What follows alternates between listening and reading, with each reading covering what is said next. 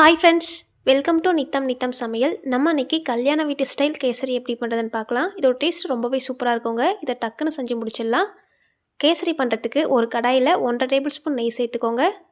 நெய் உருகுனதும் இதில் ரவை சேர்த்துக்கலாங்க. 1 கப் ரவை சேர்த்துக்கோங்க. நம்ம எந்த கப்பில் ரவை எடுக்கிறோமோ மீதி எல்லா பொருளையும் அதே கப்பில் அளந்து எடுத்துக்கலாம்.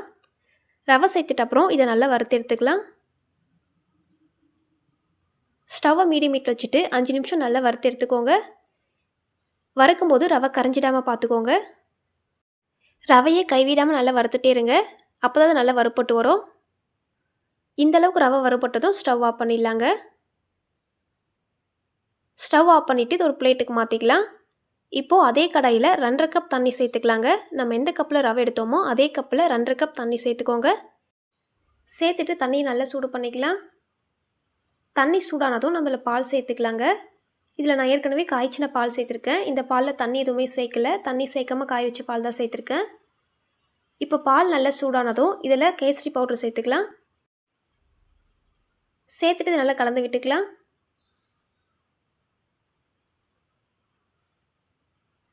இதை கலந்து விட்டுட்டு நம்ம ஏற்கனவே வறுத்து வச்சுருக்க ரவை சேர்த்துக்கலாங்க. ரவை சேர்க்கறதுக்கு முன்னாடி ஸ்டவ்வை சிம்மில் வச்சுட்டு சேர்த்துக்கலாம்.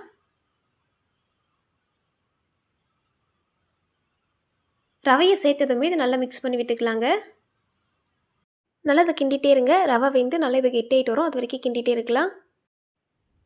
ஸ்டவ்வை மீடியம் ஹீட்டில் வச்சுட்டு இந்த ரவை 3/4 பதம் வர வரைக்கும் வேக வச்சு எடுத்துக்கலாங்க. அது வரைக்கும் நம்ம அதை கிண்டிகிட்டே இருக்கலாம். இப்போ பாருங்கள், ரவை 3/4 பதம் வெந்து வந்திருக்கு. இந்த ஸ்டேஜில் சர்க்கரை சேர்த்துக்கலாங்க. 1 கப் சர்க்கரை சேர்த்துக்கலாம். நம்ம 1 கப் ரவை எடுத்தோம். 1 கப் ரவைக்கு 1 கப் சர்க்கரை சேர்த்துக்கோங்க. சர்க்கரை சேர்த்துட்டு அப்புறம் இதை நல்லா மிக்ஸ் பண்ணி விட்டுக்கலாம்.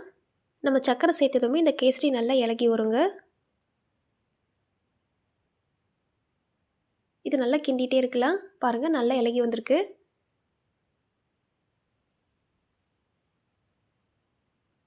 இதில் கட்டிகள் இல்லாமல் நல்லா மிக்ஸ் பண்ணி விட்டுக்கோங்க.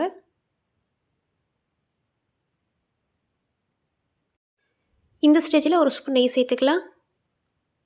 நெய் சேர்த்துட்டு நல்லா மிக்ஸ் பண்ணி விட்டுக்கலாங்க. ஸ்டவ்வை மீடியம் ஹீட்டில் வச்சுட்டு இது நல்லா கிண்டிகிட்டே இருங்க. இந்த கேசரி நல்லா திக்காய் வருங்க. அது வரைக்கும் நல்லா இதை கிண்டிகிட்டே இருக்கலாம்.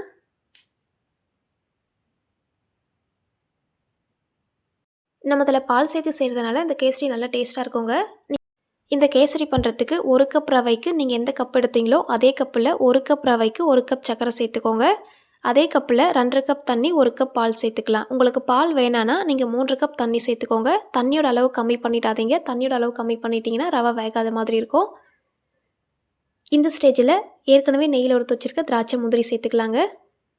இது கூடவே லாஸ்ட்டாக ஏலக்காய் பொடி கொஞ்சமாக உப்பு சேர்த்துட்டு நல்லா மிக்ஸ் பண்ணிக்கலாம். இந்த கேசரி பாருங்கள், நல்லா வெந்து திக்காக இருக்குது. இது வரைக்கும் நல்லா கிண்டிகிட்டே இருங்க. இது நல்லா மிக்ஸ் பண்ணிவிட்டு ஸ்டவ் ஆஃப் பண்ணிக்கலாம். கேசரி நல்லா வெந்து வந்திருக்குங்க. இந்த ஸ்டேஜில் ஸ்டவ் ஆஃப் பண்ணிடலாம். ரொம்ப சூப்பரான கேசரி ரெடி பண்ணிட்டோம். நீங்களும் ட்ரை பண்ணி பாருங்கள். ட்ரை பண்ணிவிட்டு கமெண்ட்டில் எப்படி இருக்குன்னு சொல்லுங்கள். இந்த வீடியோ உங்களுக்கு பிடிச்சிருந்தா லைக் அண்ட் சப்ஸ்கிரைப் பண்ணிக்கோங்க. நெக்ஸ்ட் வீடியோவில் பார்க்கலாம்.